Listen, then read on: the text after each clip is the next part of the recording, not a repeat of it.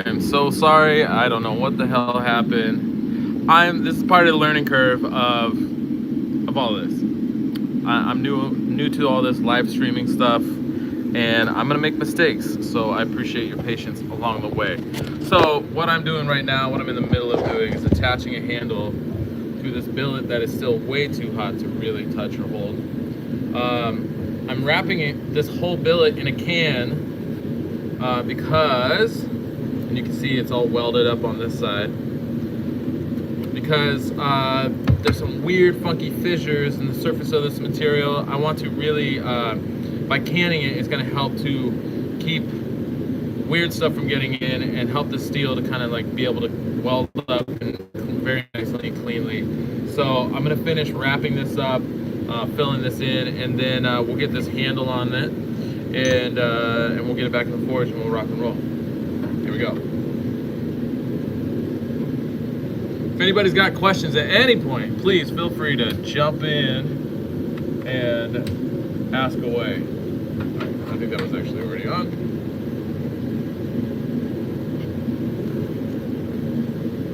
Let's see, what am I doing here right now? All right, running a bead.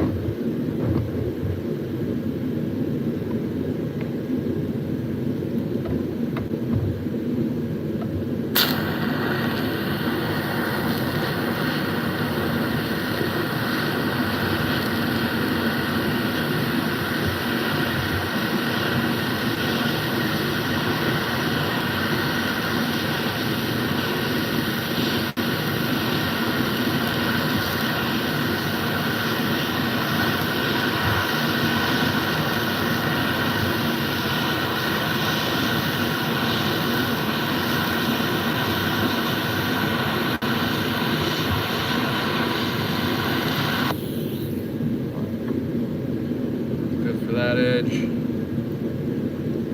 All that good. Grab myself another stick.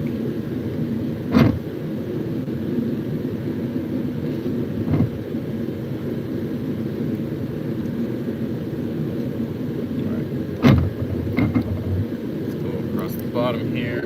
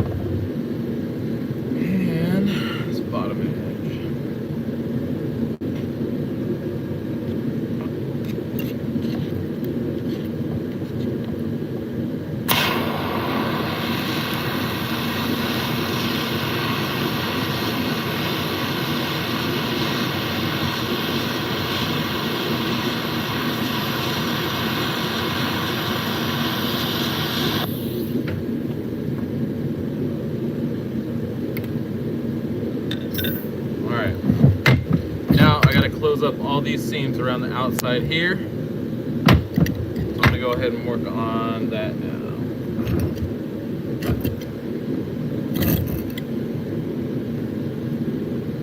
These just need to be fusion welded. Wondering, 120 is maybe too much. How's everybody doing? Any questions yet? Anybody got any questions, comments, observations they'd like to share?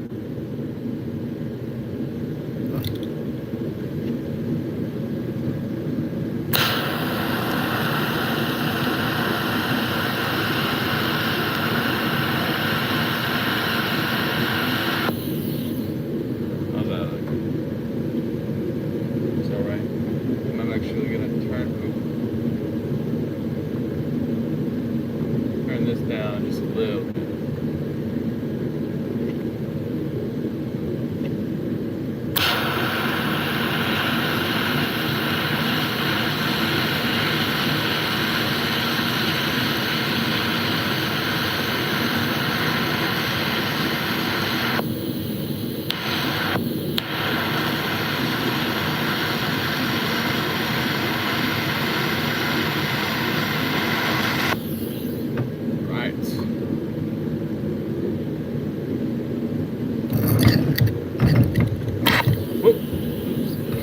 Accidentally hit the button. Alright.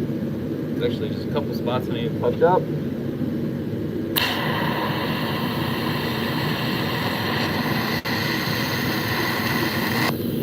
Alright. That's good.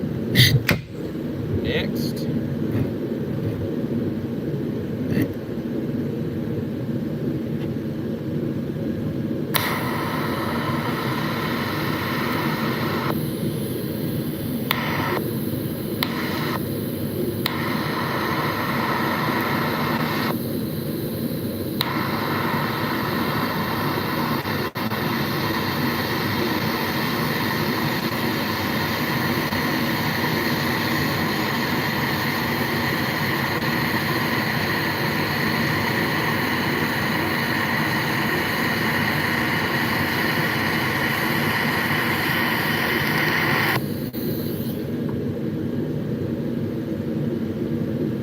Okay.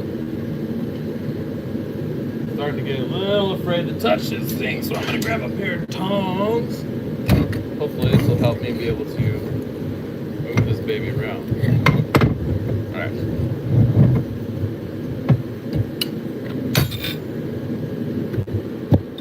Might need a little fill to help start this one.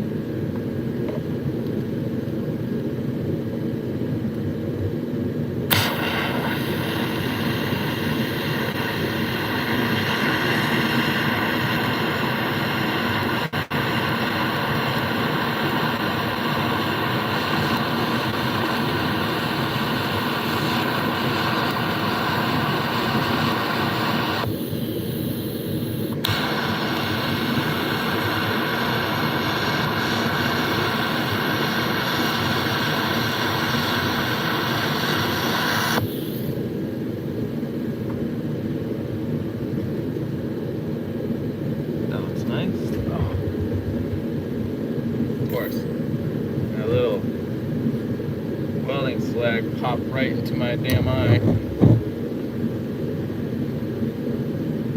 Okay. Alright, last one, and then we're putting a handle on.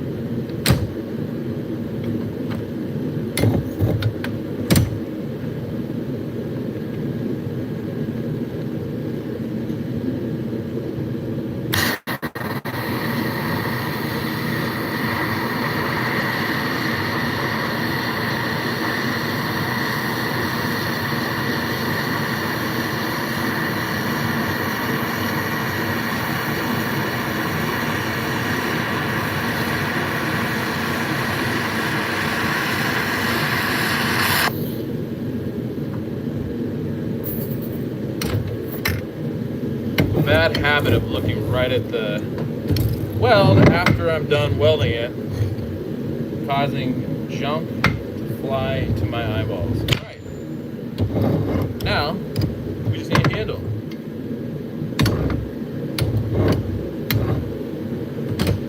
I'm going to show you guys this because this is kind of fun. So before I decided I wanted to wrap this in a can, sorry, I got some welding flux right in my eye. Before I decided I wanted to put this in a can, I did an etch on the end of the billet. And this is what, let's see, if we can get it to focus. This is what the steel looked like.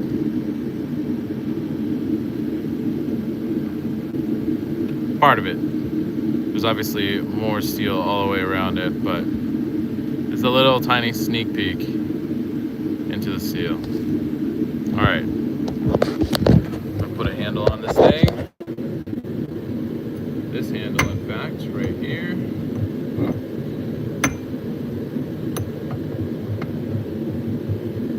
I like that right there. Again, if anybody's got any questions, I'm gonna get the steel in the forge, and I'm gonna let it sit in there actually for a bit, so it kind of gives the steel a chance to kind of cook up a little bit in a way. And then I'm going to, let's see, I'm going to tack it on this side first. And then we're going to start forging. If you got any questions, that is going to be a good time to be asking. Oh, I got to turn this back up a little bit. So I was just at 90, now I'm pumping it back up to 140.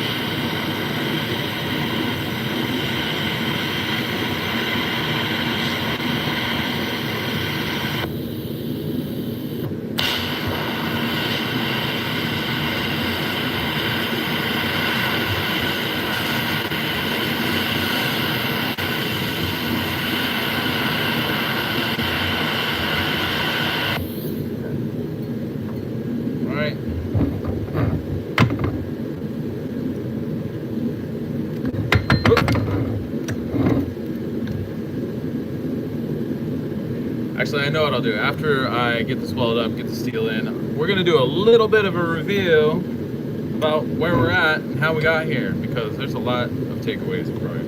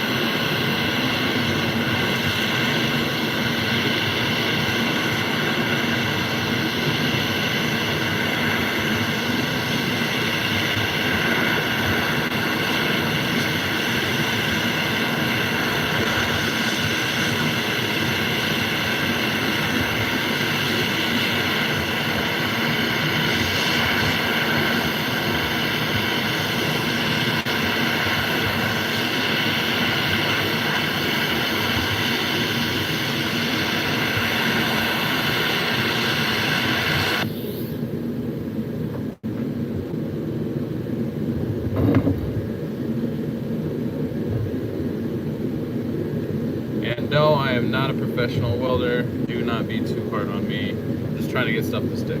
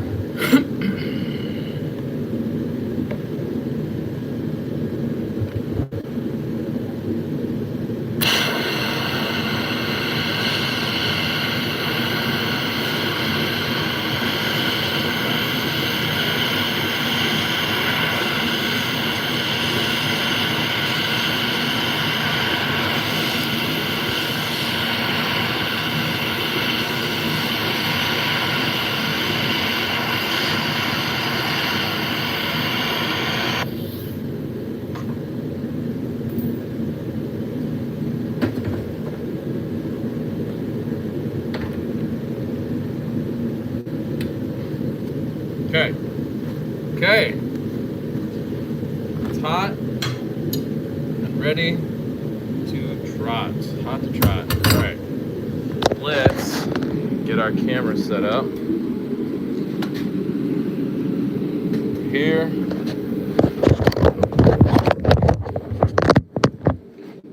Open this up a little bit so we can move it around. Okay.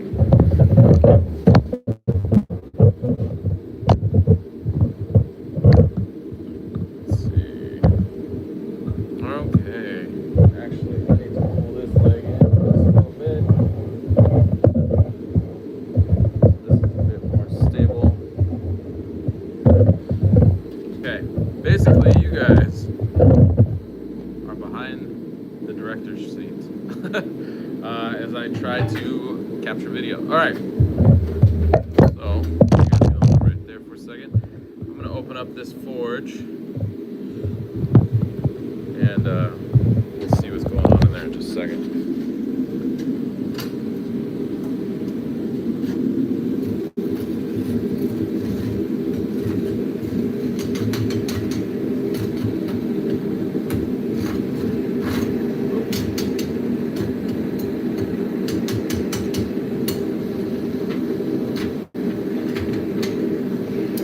Alright.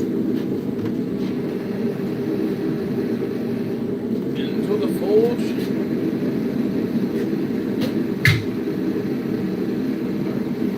The billet. In we go. Now that's gonna take a bit to get up the tail. Get in here and zoom in a bit.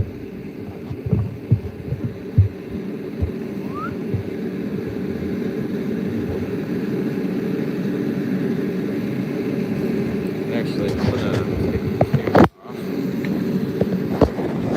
We're gonna flip this around. So this forge is running, it's probably a solid 2,000 in there right now. I need to actually pump the pressure up so we're getting more heat. This is gonna take about, I don't know, 15 minutes or so to get up the temperature. And then I'm gonna let it hang there for a few more minutes too. Okay.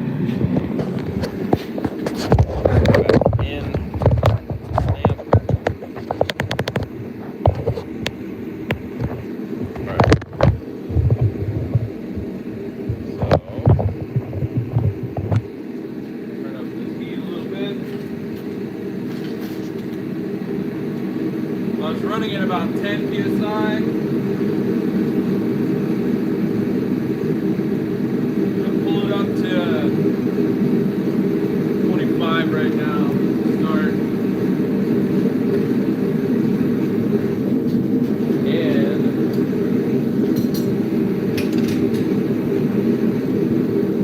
actually going to close this back down a little bit because I know it's going to take a minute.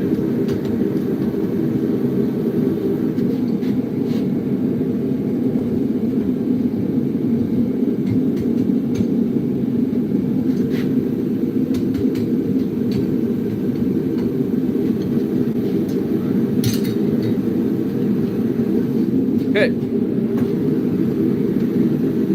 And now we just kind of watch through this tiny window.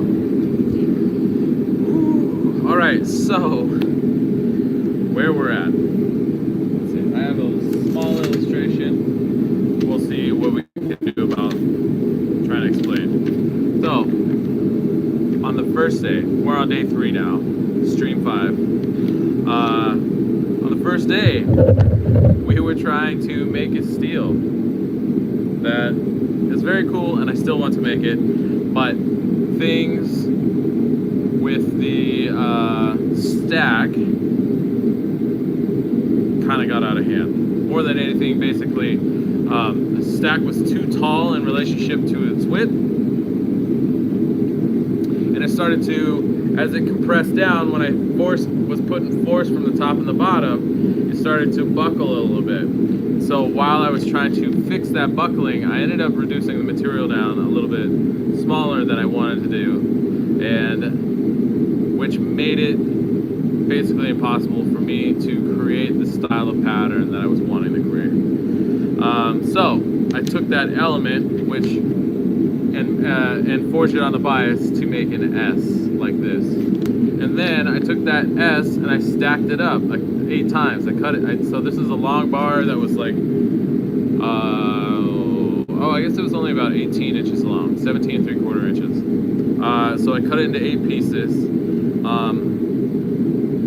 stacked it up, tacked it up, and it was going to go through this forging progression, which we're still kind of in the middle of doing. So this is day 2, or that was yesterday. Yesterday was day 2. And again, more issues with the whole height to width of the footprint ratio. I was playing at more of like a 4-to-1 ratio, so it was 4 times taller than it was wide, and I had the same kind of buckling issues. Even though I took steps to mitigate any potential kind of to try to get the billet and to stack up as squarely as possible. I think the problem is just that you get it when you get outside of that 4-to-1 or 3-to-1 ratio, or I said that like I already talked about it right now. The most ideal ratio I've found in 13 years of Damascus making, 14 years of Damascus making, has been a 3-to-1 ratio. Once you get too far outside of that ratio, things start to become a bit wobbly and weebly and wanting to fall apart. Steel's coming up in 10 nice. And that's not good. We don't want that to happen. So, if you play inside that 3-to-1 ratio, things will be a lot more stable. And honestly, on the first day when I forged it down to this bar, I forged it down to 3/4 by 1.5 inches. I really should have forged it down to at least 5/8 of an inch, if not 1/2 inch. That would have brought my height down significantly. Because my height ended up being about 6 inches tall. So even by forging that material down another 1/8 of an inch from 3/4 of an inch to 5/8 of an inch, that would have brought the stack down 1.5 inches to 4.5 inches. That would have made a huge difference, and that would have been exact 1.5 inches wide, 4.5 inches tall. That would have been a perfect 3-to-1 ratio. And I didn't really honestly think about it. And more than anything, I was stressed out and flustered and feeling rushed, or maybe not feeling rushed, but feeling like I have to rush. So I was kind of actually exerting my own sense of needing to rush on myself, and that pushed me to either not consider all the right choices or not plan properly. So today we are slowing down. That is the motto for today. Slow down. So earlier today, my first thing I did was cut, and you can go, if you're part of the Patreon, you can go over to the Patreon, you can take a look at the billet and what it looks like before cutting off the ends and truing things up. And you know, it's kind of messy. I think I only lost maybe 1.5 cubic inches cutting that stuff off. I'm still hoping to conserve as much material as possible. I think there's at least, right now, physically speaking, there's like 3 knives worth of material in this blade, or in this can of steel. 3 integral chef's knives worth, that is. As long as I don't make any more mistakes. That's all. You just never gotta make any more mistakes. I'm probably gonna make more mistakes. But, the key is to learn from those mistakes and being open to them. The hardest part is, as a maker, is when you're doing all this work to make something and then something falls apart, something fails, you are set back your time. So you've spent all this time, like I'm already 2 days deep, and technically probably actually 3 days deep, because I was starting with some material that, some gradient material that I had made on a different day and incorporated it into the original stack. Anyways, so we're 3 days in already. It would be really sad and unfortunate for there to be a severe failure. So, so what I'm doing is trying to take my time, be more patient. Normally, or I think my initial feeling was to kind of rush it instead of taking the time to wrap the can, cut all the pieces out for the can, so not only the can pieces, but I cut out a bunch of spent foil. So I had a bunch of heat treat foil, old heat treat foil. It's all nice and smooth now because I put it inside the press to crush it down. Anyways, trying to put it over there without cutting myself. Cut out all the pieces of the heat treat foil. Take the time to tack everything up and then weld everything up and assemble a can.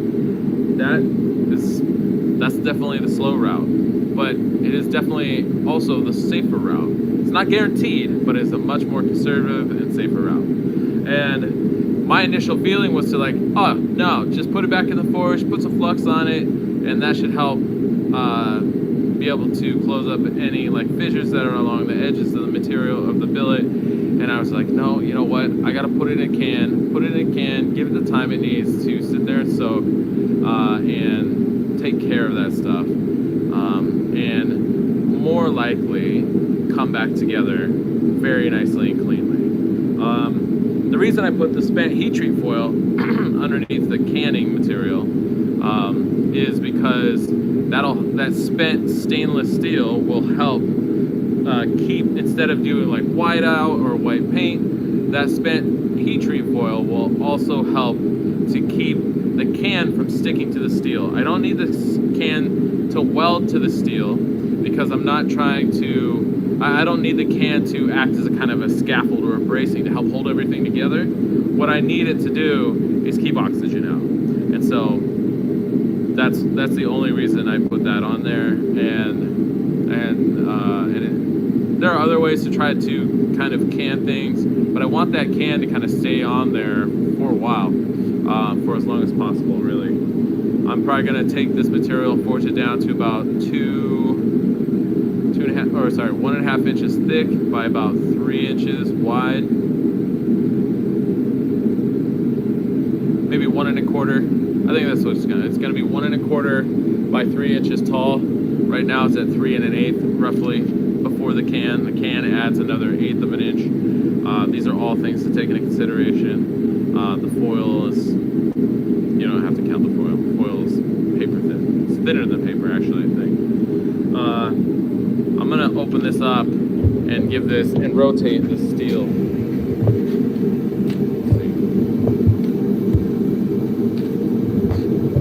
Oh, sorry.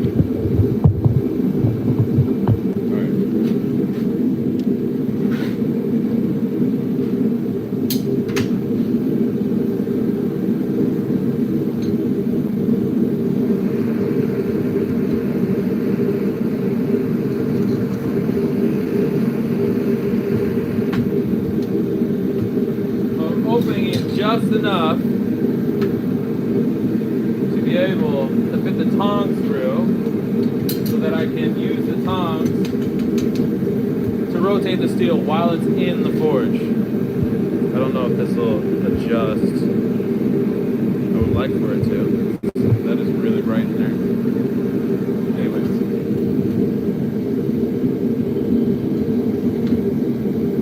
And there we go. We did it. We're just going to pull this temp down a little bit. Pull it back down to 15. Okay. Go ahead and pull that out. Nobody wants that. Okay. So, I don't remember where I was at. Anyhow. Gotta let this steel again. Even though it's up to temperature and it's at a temperature that you can forge at, I want to give it just a few minutes in the can to kind of self-clean any forge scale, that might still be on the surfaces of the blade or in between pieces of the steel, so that I can consolidate it and make it into a very nice billet of mosaic Damascus. Cash Smith says, do you use a Venturi burner or is that some kind of forced air? It is a Venturi burner. This forge is a David Lish style forge, which is all kind of forged elements with some hose, but it's a very simple setup. It's very effective. I've been using this exact same forge. I've only lined it one time. There have been times where I've had to kind of reline it and fix or patch holes and stuff like that. But I've been running this same forge this same way for 12 years.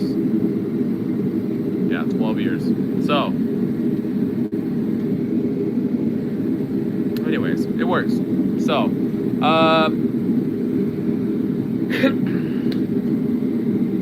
let me talk about, again, if anybody's got questions, please jump in and say what's up, ask questions. So we're on the second phase of welding up the steel. So the first phase was making the S shape. Then we cut that up, stacked it up, struggle bust with it. We're still on that second phase where we cut and restack it. So we cut and restack it, set that weld, reduce it down so it's solidly welded, and then on this step, you cant it and you purposely forge it out of square.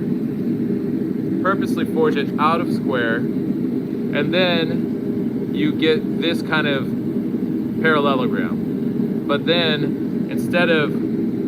because I want to forge it back to a regular rectangle, if I went from this step straight to this, I would basically just undo what I had just done.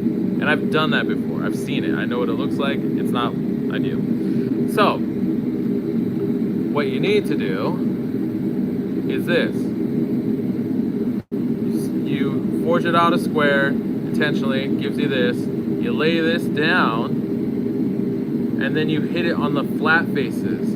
That kind of locks in that angular activity. Then you can go back, forge it on the points, forge it back to a regular rectangle, and then you have a piece that you can, a piece of material that you can book match to itself. So that's, I think, I'm trying to remember what I call that. I think I call it just off square book match is what I call it. So you forge the billet off square and then square it back up again. But then that off square forging causes the material, the pattern, to be at an angle, and then you book match it to itself. I'm trying to remember what patterns I've done with this, or done this way. The first one I did was the whale tail.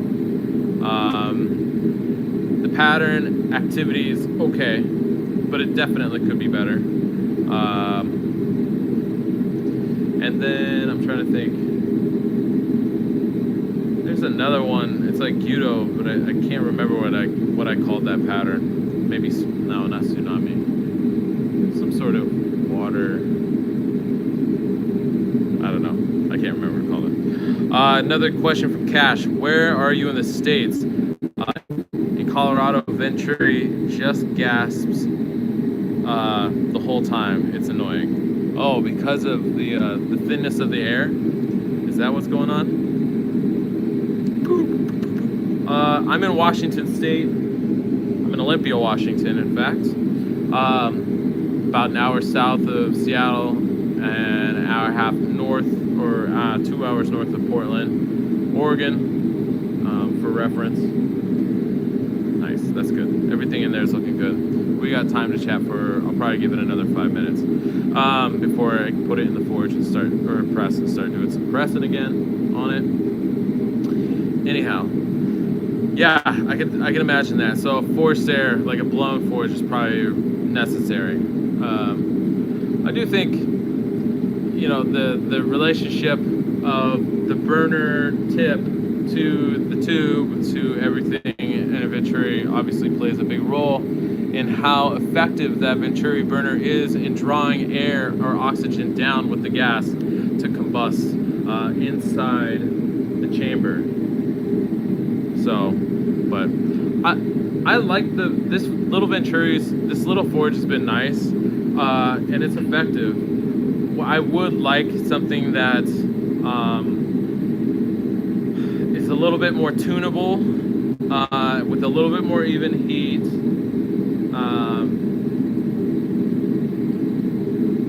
And something that I can either monitor the temperature in or has a temperature control set up. Because I think potentially one day I would like to make stainless Damascus, but I do forge stainless Damascus, whether it's Damasteel or stuff I've made with my friend Will Brigham, who actually inspired this canning system where with the foil underneath the can. But yeah, that's gonna be a bit before I actually do that. Hopefully in the next year or so, get a forge put together and build that more than anything can just like run a lot more consistently and efficiently and evenly. Because on my forge, it's definitely got some hot spots and cold spots that I do not really appreciate. So, but it's a small forge, which is nice. It transports and moves around pretty easily. I mean, it's heavy, but it works. I can get it to go places. But okay, so I think let's see where we're at. Oh, it's only been about a minute and a half. I'm gonna go grab my other phone so I can check the Patreon to see what kind of questions there might be going on there. We'll be right back.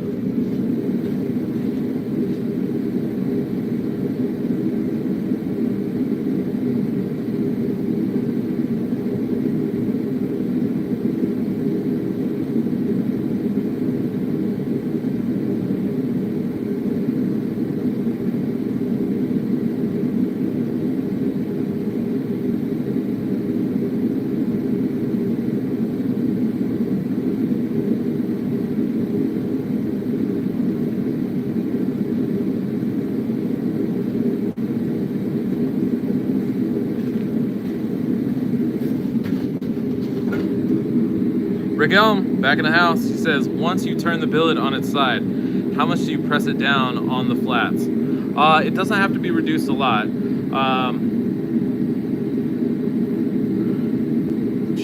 honestly, I would save any edge forging that you're going to be doing. I would possibly try to save that until after you've forged it out of square.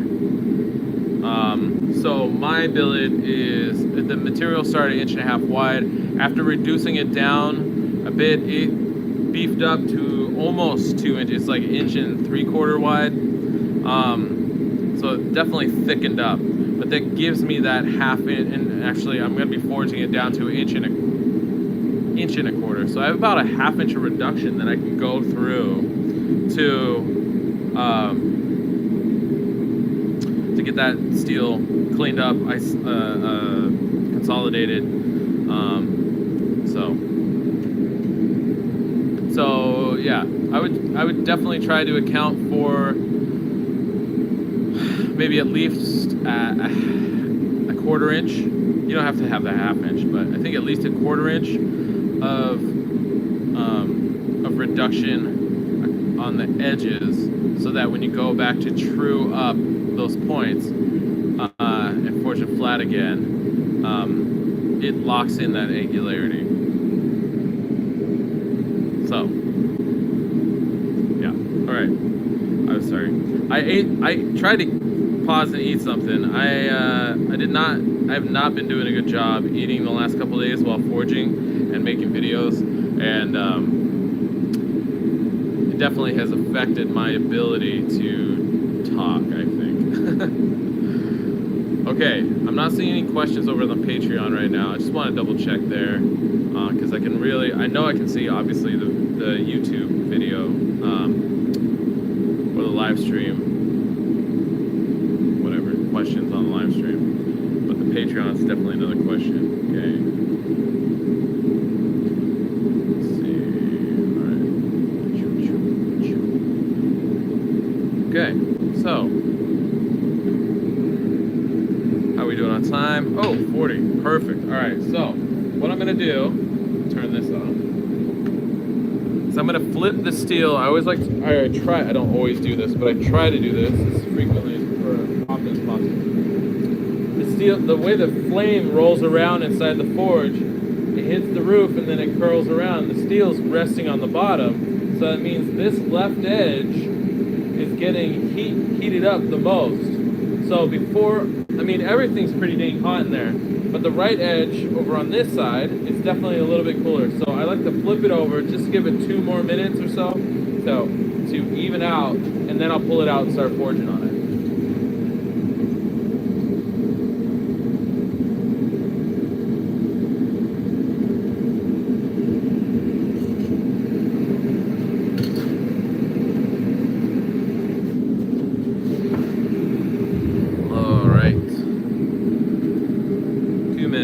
Watching it. Let's see. Yep, 43.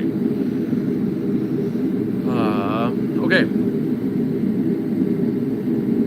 So, let me talk about what the heck I'm even doing here. So, the reason I'm live streaming all this video is because, one, I just want to share some of this stuff with folks, but I'm compiling content, video content, to be a companion to a book that I'm working on writing around Damascus patterning techniques, and I've taken some inspiration from Dr. Larry Thomas and how he used his Patreon to basically fund his research into the articles that he's written about knife chemistry and heat treat to help knife makers make better tools more than anything. So in that same vein, I'm working on having my Patreon basically be to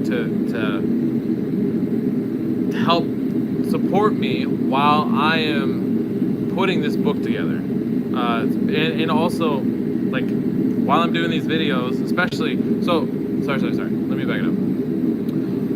So each of these patterns that I'm making, they're going to get a fully hand-drawn, illustrated, very nice drawing. That's going to become something that's available digitally, especially on the Patreon. There'll be things that I'll eventually sell through my website, but they will become pages inside this book. But one thing that I want to do that I haven't done a good job, or I think that there's definitely room for improvement for in the future or going forward, is I used to have all these diagrams, and just like I've already been doing, I'm just talking through this. But this is very abstract. What helps is seeing that stuff happen. So I can talk about a step and be like, and now, let's go watch it. And then, so what I'm doing right now is I'm doing these live streams to put together video content that can be edited down and made into videos that are companions to these different patterns that I'm designing and forging. So my goal is to work on making those for it'll probably be over the next year, couple years, and compile everything into a book. It does also, it's kind of a nice way to document the work that I'm doing, because I haven't really done a good job. I haven't really been doing a good job especially in the last several years, posting on social media, documenting, and so I feel good. I feel better about doing this live stream because it doesn't feel so self-indulgent. There's a self-indulgent element to it because I'm making this book, I'm gonna sell the book, but ultimately I'm putting all this stuff together to help other people, like Laren did with the knife engineering book, to help knife makers. I'm trying to put together these different content, these drawings, these illustrations, this book, so that it can help knife makers on their path of making Damascus patterns and bettering their abilities to make Damascus patterns. All right, we're nice and hot. Oh, I'm actually gonna back this up. Forgot. I was forging either yesterday or the day before. I think it was yesterday. The phone got so hot it freaked out. So we're gonna try to not do that today. Just as a warning, this is gonna get really loud for a few minutes. Whenever the press is running, it's gonna get loud, so you might want to turn your volume down, or whatever you gotta do. Mute it, whatever.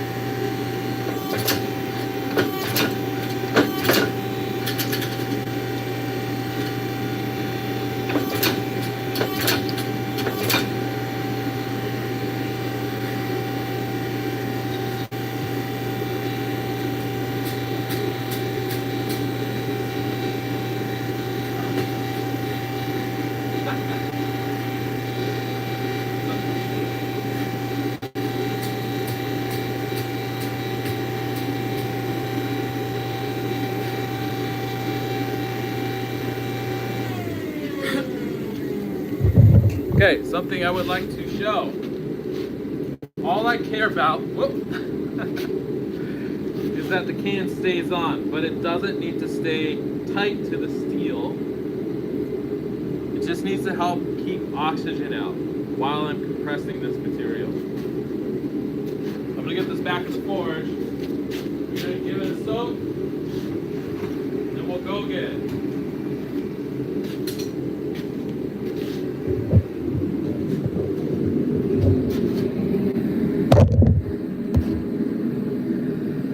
Heck yes, Marco.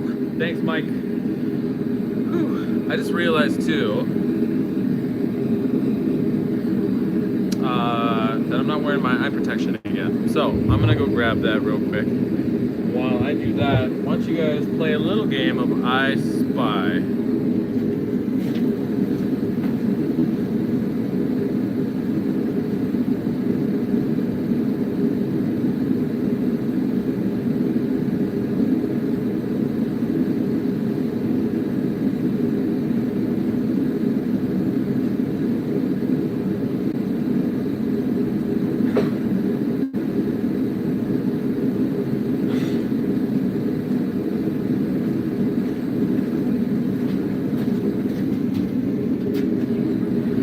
This may not be the most appropriate thing to be doing while doing a live stream, but I love my soda stream, and I love a nice cold glass of soda stream or a bottle of it while I'm working.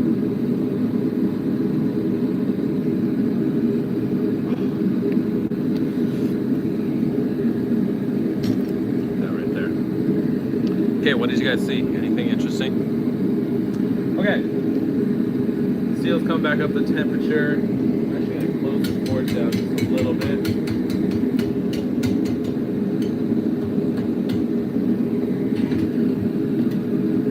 Mike, we'll have to coordinate the next time I'm doing one of these streams for you to come hang out, at least during the day, one day or something like that while I'm forging. I'm definitely going to be doing these a lot more frequently, or I'll be doing these. And yeah, that'd be fun. And you only live a couple hours away, so let's get together. Let's hang out, get together. Okay, let's see. Yeah, I'm going to let this steel soak. So I just did kind of a weld setting. I'm gonna let the steel soak, and then I'm gonna hit it on the flats next to it.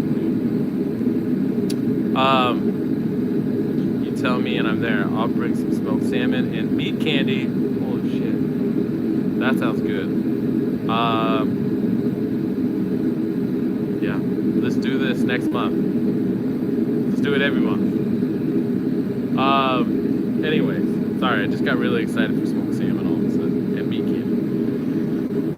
Friday. Next month is good. Friday is not good. Sorry. My goal is to get this steel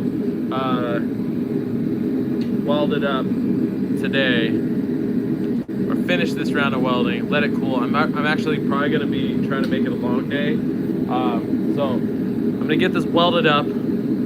Hopefully everything goes well inside the can. One of the downsides of using a can is you can't see what's going on in there. So we're going to cross our fingers and hope to die that everything's going great. So setting the weld, reducing it down. I'm just going to forge this down now. Kind of normal. I'm going to trust the can is doing what it needs to be doing to help hold everything together. Or not hold everything together, but keep everything nice and clean in there. It's crazy. So I don't know how many of you have done any canned steel, but hot steel is very good at cleaning itself. When you peel a can off, especially if everything's been really nicely canned up, holy crap, it can be like sparkly silver clean steel in there. It's incredible. So that's why I can that. I was like, that's what I want. I want that sparkly clean steel in there. So fingers crossed, please. Thank you, everybody. Okay.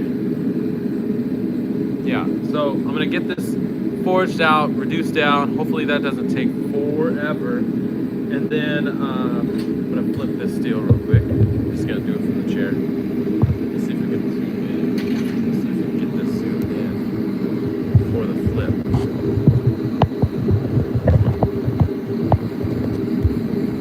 Okay.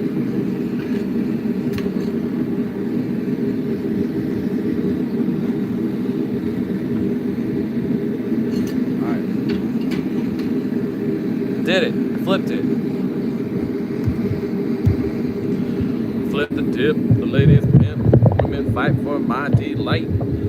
Okay, no they don't. Do you put any hydrocarbon in the can? I don't put anything. I put zero, zilch, nada.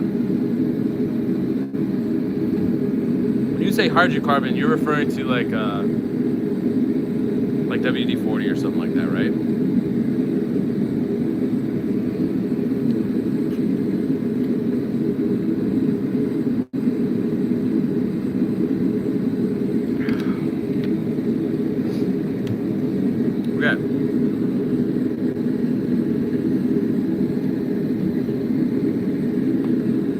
Excuse me, told you I was gonna be rude. Yep, or even pepper or a chili. What? Are you talking about making salsa? Are you talking about making Damascus? What are we talking about here, Mike?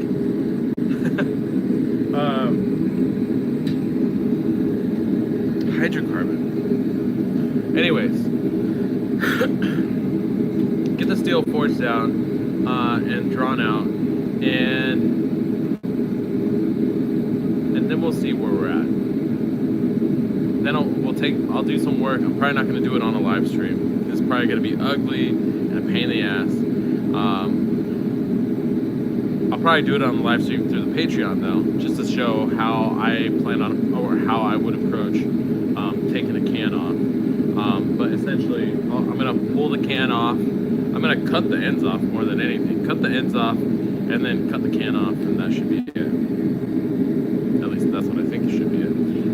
And then everything inside should look beautiful and clean and very solidly welded without any concerns at all. Yeah. Anyways.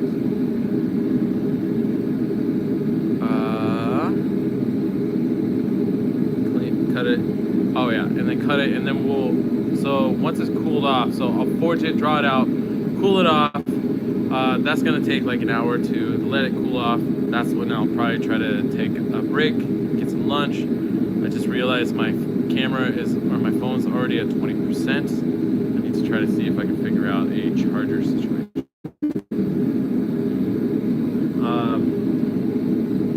Forge it, cool it, and then come back and cut the can off, take all the can off, do all that stuff, and then decide where we're gonna go from that point. Again, I'm forging it down to 1 1/4. I might do 1 3/8 on the flats, on the thickness, and then height-wise, like I'm pretty good on the height where it's at right now. It's probably at 3 or just under 3. But by forging on the flats, kind of finishing on the flats, that's actually going to cause the steel not only to elongate as I draw it out, but it's also going to widen back out a little bit more. So that might push it back out to 3. But more than anything, what I care about is forging it down to 1 1/4 inches. So, nice and hot. I'm going to get you guys moved back over here.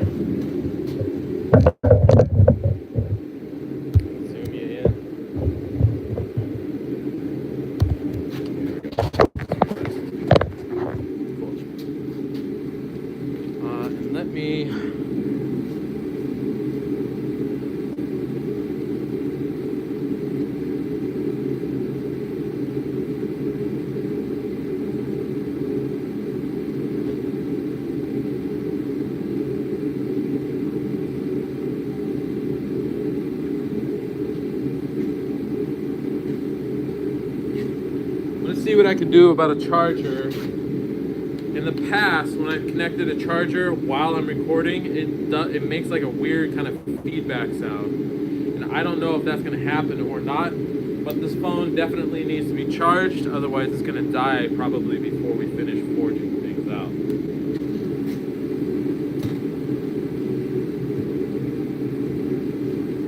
Okay, let's get this charger plugged in.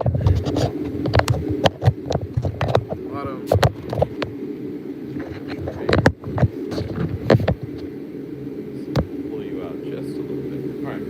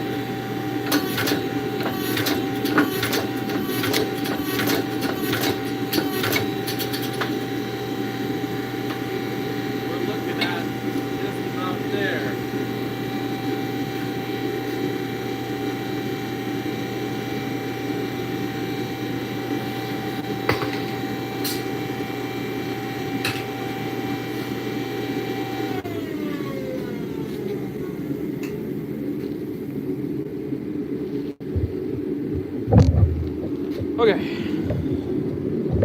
Let's see, can we do this? Still connected.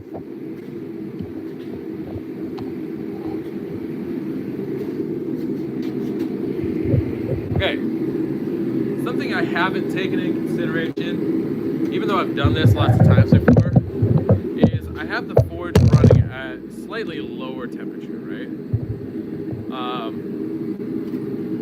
And it's taking it a while to heat up.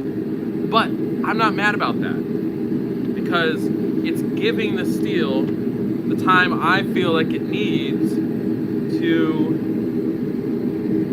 do what it needs to do, basically, to clean, self-clean and consolidate, soak, get all the heat it needs,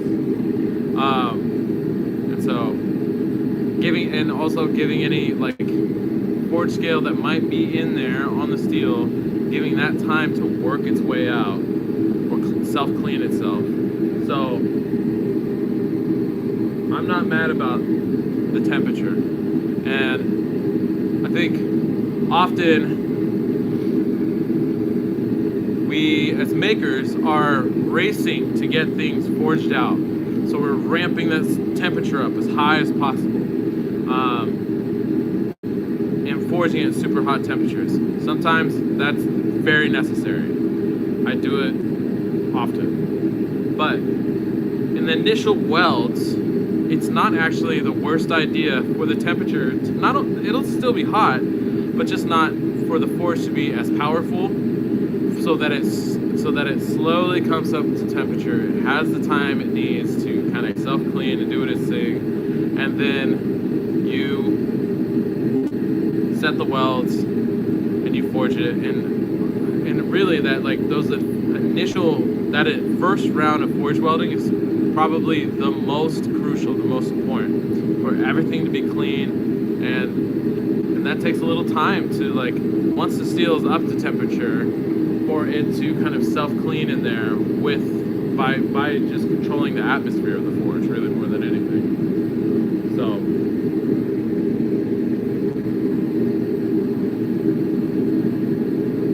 yeah, I have been running the forge because it's in a can. I've been running the forge at actually a more neutral flame. Normally I'm running at an oxygen reduced flame to help reduce the forge scale that develops on the outside of the steel. But by running a more neutral flame, I can have a hotter flame using less gas. And that's actually another interesting exchange that I haven't really thought about. Because often I don't can my steel. I'm not wrapping it in a can to keep it clean. And even though it took a little extra, it was definitely an extra step, it wasn't necessarily the worst thing in the world. And I think in the future, I don't think I would need to run beads around it the whole way like I did on this one. I would probably just tack weld it into place, but while welding the seams around the outside perimeter for sure. But yeah, I'm actually not too mad about the idea of canning steel, running a leaner flame, and then not worrying about oxidation at all. You do have to worry about taking the can off at the end, which is going to be kind of a drag. But if you do the prep work, you should be able to just cut the ends off, and that can comes off somewhat easily. We shall see. Which is why I need to make sure this billet's nice and cool, because I have zero interest in juggling hot steel. Yeah, I'm gonna give this steel a spin real quick.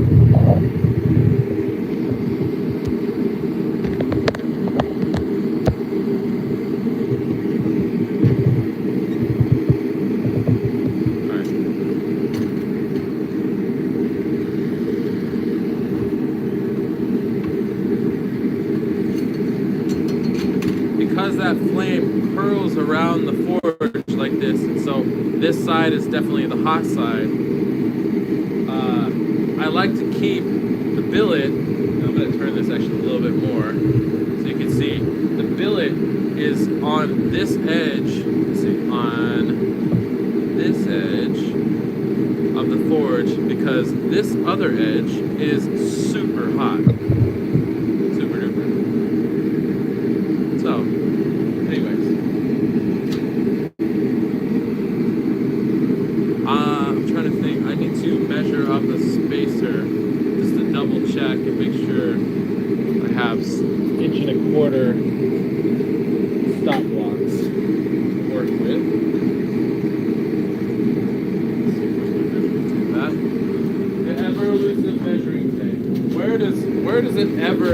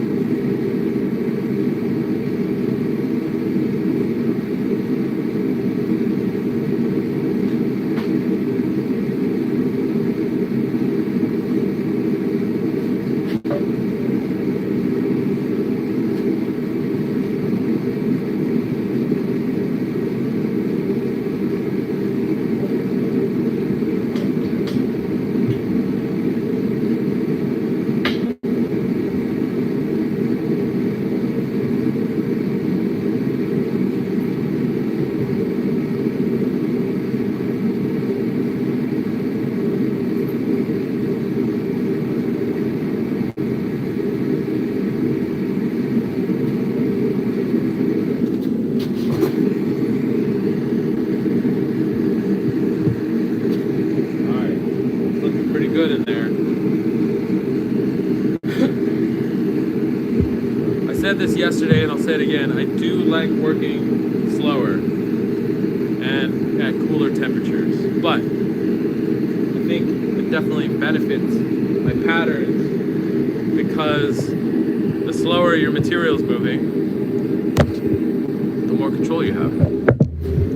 If you look at like Julian Antunes and these guys in South America, Central America, they're making incredible steel, very clean. Now, it's not a hard, fast rule, but a lot of those guys are working with equipment that they built themselves. And that means that they have some limitations.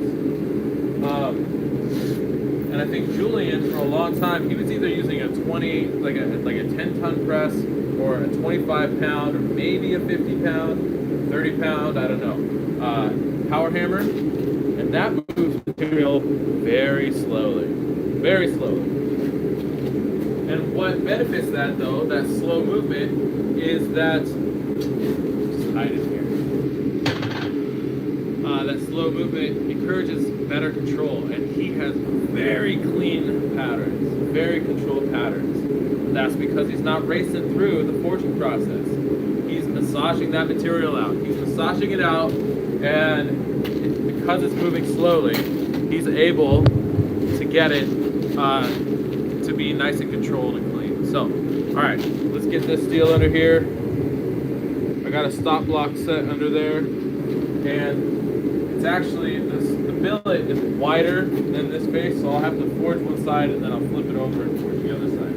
Here we go.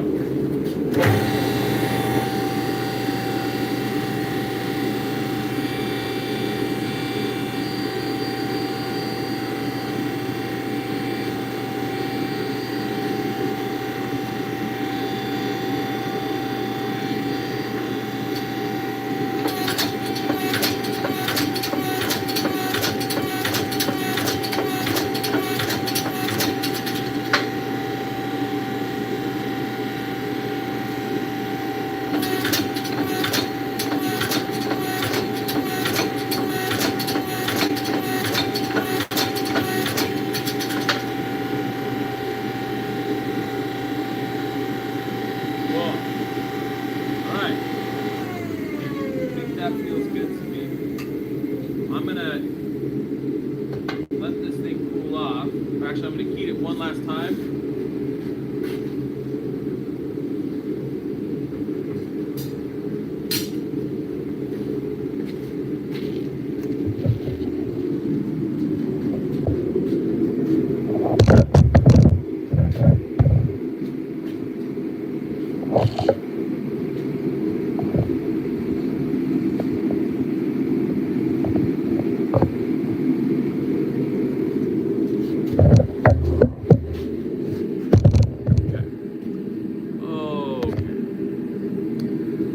The steel, I'm going to bring this steel back up to temperature just one last time to kind of do a bit of kind of a normalizing cycle. It's been sitting at high temperatures this whole time. So I just realized probably the more effective way to normalize the steel would actually be to let it air cool probably right now, honestly, because it's been above critical this whole time. The grains are probably massive. I did just forge it, but by air cooling, it'll also organize the carbon within the steel in a way that allows the steel to be cut down, ideally very easily. I need to check out my bandsaw blade situation, because I think I might need to get some more bandsaw blades. At least for the little quarter band, before I break down this billet. But I think at this point, I'm going to call this stage done, and I am going to pull the steel out, let it cool down, and then cut the can off. We're going to take a look at the steel, make sure hopefully everything's nice and clean, stayed together very nicely, and then we're going to be good. We're going to be done. We're going to be happy. All right, thank you all. It's been an hour and 10 minutes. I appreciate appreciate your patience and sticking around and listening to me blabber. If you want to see more of this, especially more refined videos, these live streams are super long, right? Hour and 20 minutes. The actual time it takes, the actual videos are the actual working time is only like a couple minutes, right? So these videos are going to be edited down in a nice way so that they're still a good resource. They're like, the live streams are going to be available for people to watch, but the edited videos are going to be a more educational resource, a more concise and educational resource. And if you want to be able to see those, find those, and have access to those, you go to the Patreon and you check it out there. All right. Thank you, everybody. I'm going to call that good, or call this good. Call this good. I hope everybody stays nice and cool. It's very warm, especially in the shop in front of the forge today. But I will be back probably in a couple hours once this bill is nice and cool. I'm actually going to run a fan on it too to let it cool, or help it cool down. But I'll be back in a couple hours, and we will have some more fun. Thanks, Rick. Thanks, Mike. Thank you, everybody, for jumping in here. Cash Smith, appreciate all of you for your support, and I will see you guys in a bit. Talk to you later. Bye, bye, bye, bye, bye.